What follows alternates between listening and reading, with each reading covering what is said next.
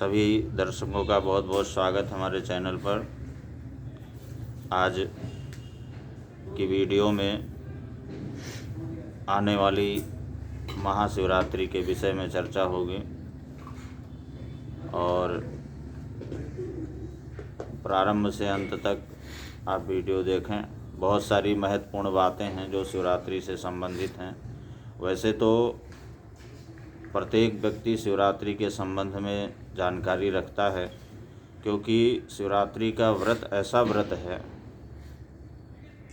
पुराणों में कहा गया है कि कोई भी व्यक्ति अगर वर्ष भर कोई व्रत उपवास नहीं करता है, केवल शिवरात्रि का व्रत कर लेता है, तो उसे वर्ष भर के व्रत उपवास का पुण्य प्राप्त हो जाता है। ऐसा शिवरात्रि का व्रत है, महान पुण्यदायक।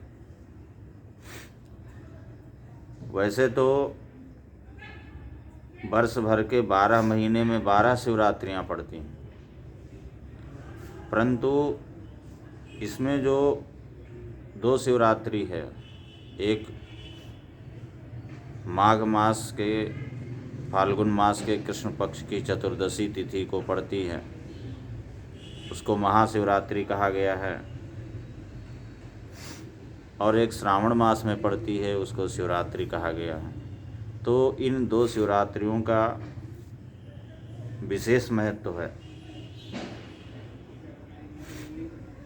इस बार जो महाशिवरात्रि का जो संयोग है, आने वाली 18 फरवरी शनिवार के दिन पड़ रहा है,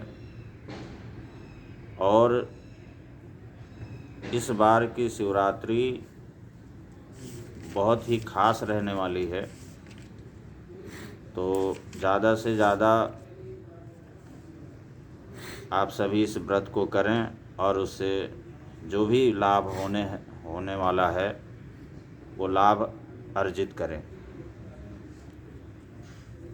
कभी कभी ऐसा संयोग होता है, जब किसी पर्व पे, किसी त्यौहार पे कोई मुहूर्त विशेष हो जाता है, कोई योग विशेष बनता है, कोई अद्भुत संयोग बन जाता है।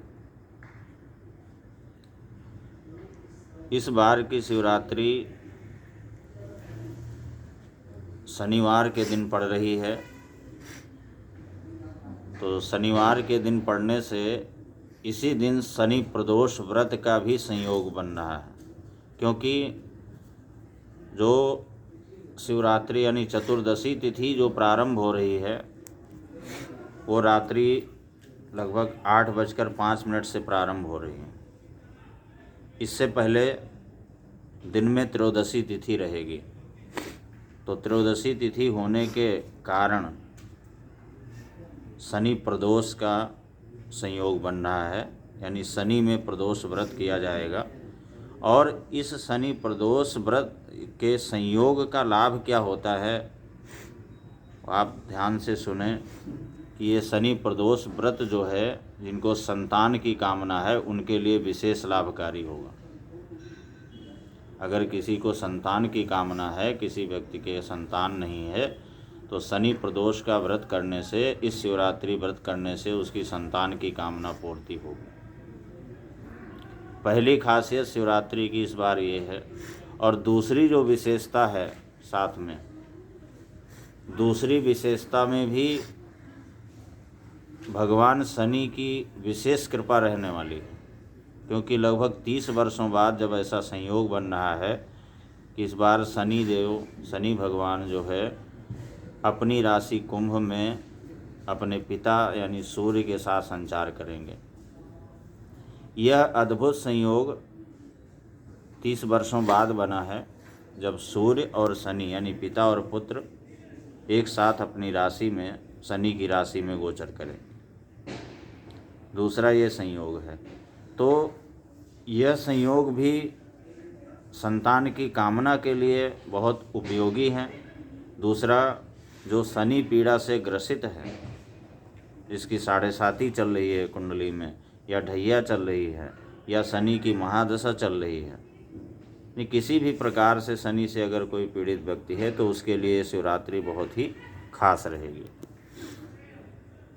उसको इस व्रत को करना चाहिए। इस व्रत को करने से उसे शनि पीड़ा से अवश्य ही निजात मिलेगी।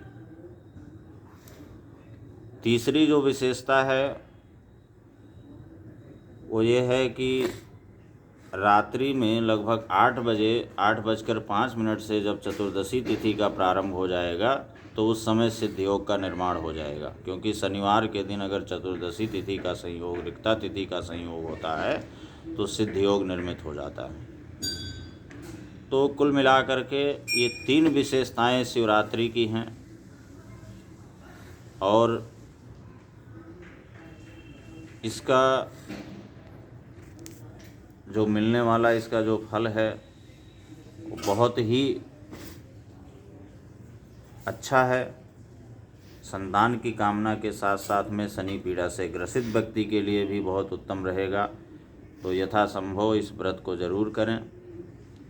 और साथ में इस बार जो शिवरात्रि का संयोग है एक बार पुनः 18 फरवरी दिन शनिवार को पड़ रहा है, और जो भी ये 3 विशेष प्रकार के योग निर्मित हो रहे हैं उनसे संतान की कामना की पूर्ति। वैसे भी भगवान शिव की जो पूजा है, शिवरात्रि में भगवान शंकर की पूजा की जाती है, विशेष रूप से शंकर और पार्वती की, क्योंकि शिवरात्रि का महत्व इसलिए है।